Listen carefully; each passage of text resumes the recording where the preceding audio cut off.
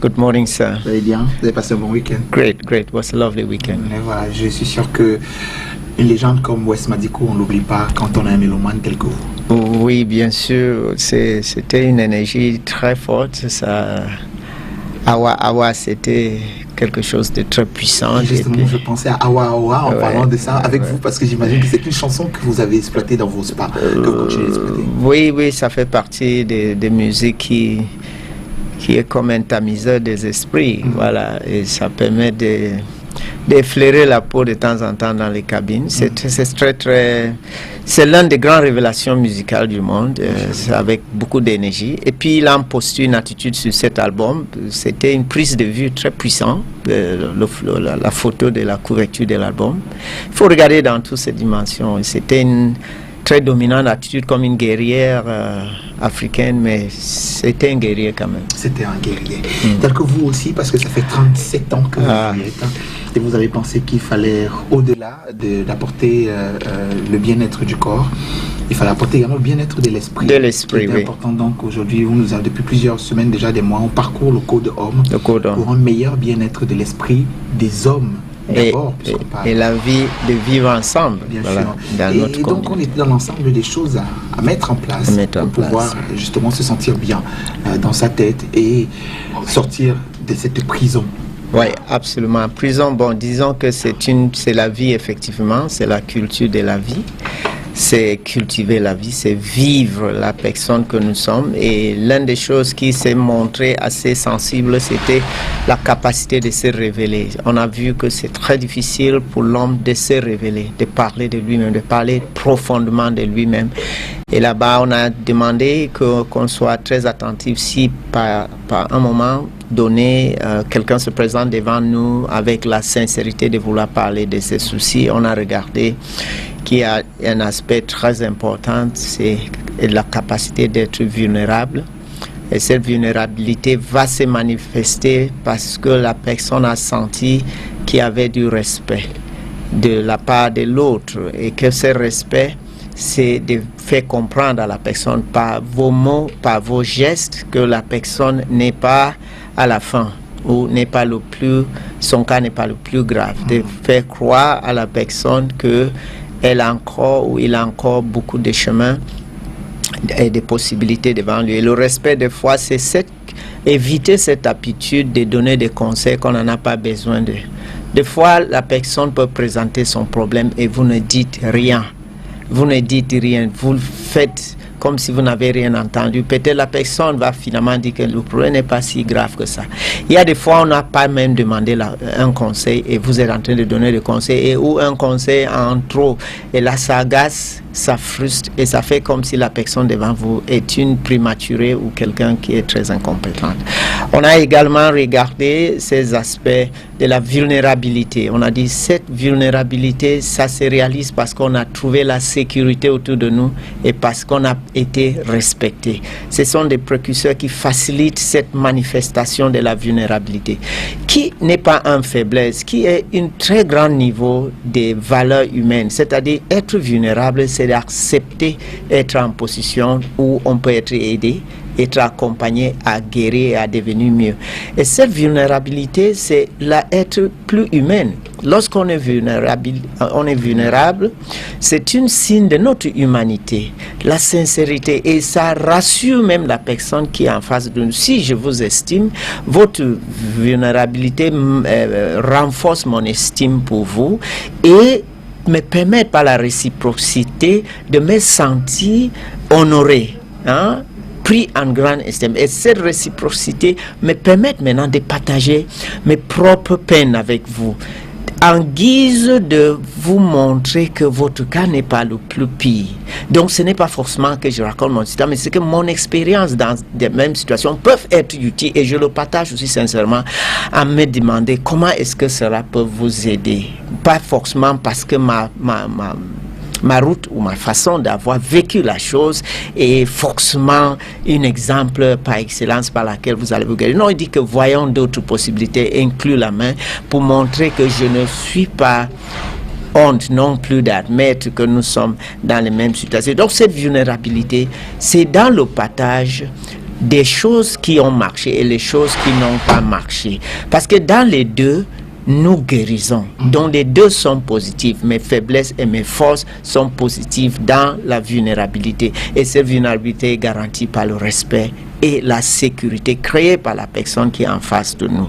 Maintenant, nous allons dire qu'en parlant alors de ces réciprocités, ça amène à la possibilité d'exaucer le démon. Les démons, c'est cette chose que vous avez tellement peur de leur dire que ça vous traumatise tout le temps. C'est-à-dire, dès que tu vois une étincelle, tu dis qu'il y a déjà le feu. Ouais. Donc, tu vis sur la pression, cher ami, il y a une personne qui va te comprendre. Cette personne peut-être n'est pas très loin, peut-être c'est le voisin en face, peut-être c'est la personne avec qui vous disiez bonjour, vous disiez tout sauf les vraies choses tout le jour. Peut-être cette personne est là pour vous.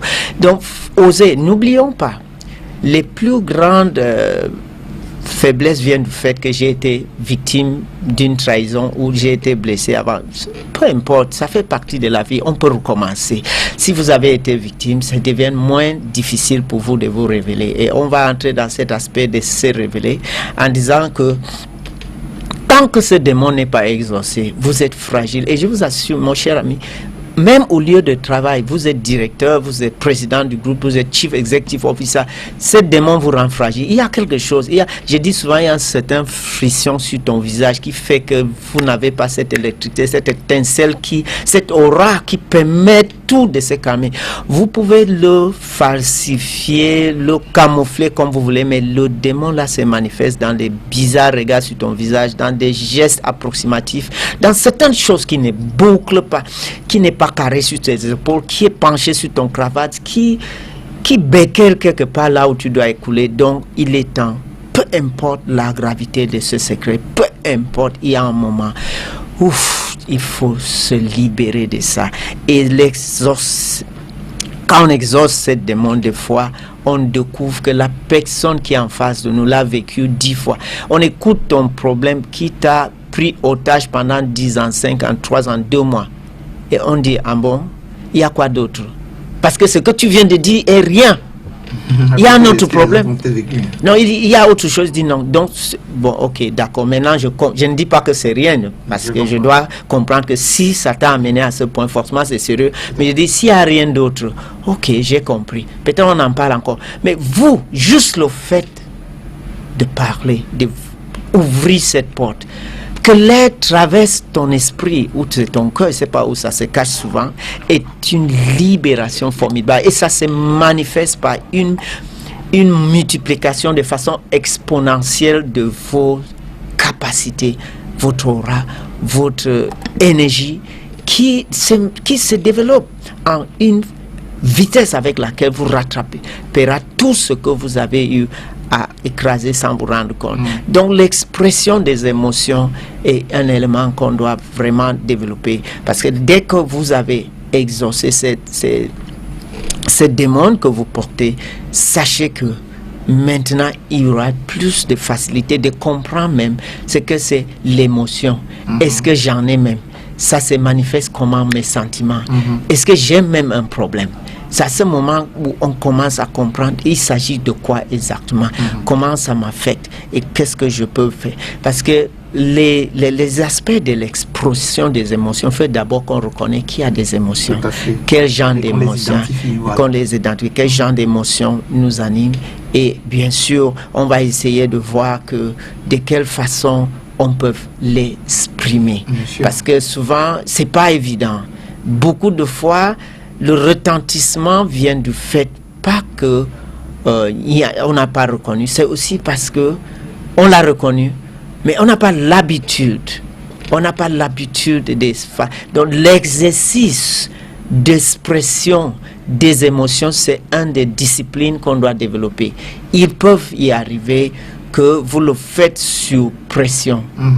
Donc, une pression amenée par un chagrin profond et vous craquez. Ok, si c'est au bon endroit, tant mieux. Mais si c'est au mauvais endroit, il y a toujours espoir. On va essayer de... C'est un peu l'élan du cœur, Emmanuel, à chaque fois. Oui, je sais, mais je voulais dire que si on commence maintenant à apprendre à se libérer de nos émotions de façon consciente, on va aussi le penser, comment le faire, où le faire, avec qui, comme on a vu, dans quel contexte, à quel moment, et toutes ces questions qu'on a posées avant. Ce que ça peut nous apporter à la fin. Oui, bien sûr, on sera psychologiquement plus près, même s'il y a échec, on saura que on a pris la responsabilité de le faire, pas que ça nous arrivait de façon, voilà. C'est un travail continuel, Emmanuel. C'est un travail continuel. Il faut répéter, c'est des trucs qu'il faut répéter, c'est des exercices à prendre au sérieux. Et donc, on va peut-être sortir par un autre élément. Non, l'élément que nous allons parler, c'est ce que ces retentissements, c'est parce qu'on pense que lorsqu'on s'exprime émotionnellement, c'est une faiblesse. Non, ce n'est plus à la mode. Je suis désolé. on est comme des Autriches, on a caché la tête, on pense qu'on a caché le corps. Voilà, façon de non. Ce n'est plus la mode. Les statistiques sont claires. En milieu clinique, les statistiques sont claires. 2 sur 3 divorces initiés par les femmes et du fait que vous êtes pas émotionnellement sensibles, les hommes. C'est-à-dire, vous ne vous manifestez pas émotionnellement devant des situations où la femme attend une compassion profonde. Donc, le fait qu'on ne le fait pas entre nous, les hommes, n'a pas facilité le fait que on ne le fait pas avec les femmes. Il faudrait donc l'exprimer aussi pour qu'en face, on le comprenne. Comme vous étiez en train de parler d'expression tout à l'heure. Oui, d'expression. Oui, et ces expressions, nous disons que l'homme qui s'exprime émotionnellement montre la profondeur de ses relations. Et ça fait en sorte que la femme ne souffre pas trop dans le couple parce qu'à chaque fois, elle ne sera pas celui qui est appelé à initier la libération émotionnelle. Et quand on parlera de la femme, je suis sûr qu'on arrivera au moment où on parlera du moment où elle devra initier pour le bien-être du couple. Elle a toujours été celui qui initie de plus en plus que nous. Donc, Emmanuel. Allez, merci beaucoup d'être passé par ici, mon cher. Thank you very much. Vous apporter dans cette énergie-là et on se retrouve mercredi donc pour continuer oui, la communication sur les émotions. Oui. Et donc, mesdames et messieurs, ça vous dit? Oui, bien sûr. Oui, tout à fait. On va donc se dire à demain. Il sera à 7h30. Si ça peut vous aider à rentrer progressivement dans la semaine, écoutez-la, pourquoi pas au bureau, en voiture. Ça vous fera du bien. Bonne journée.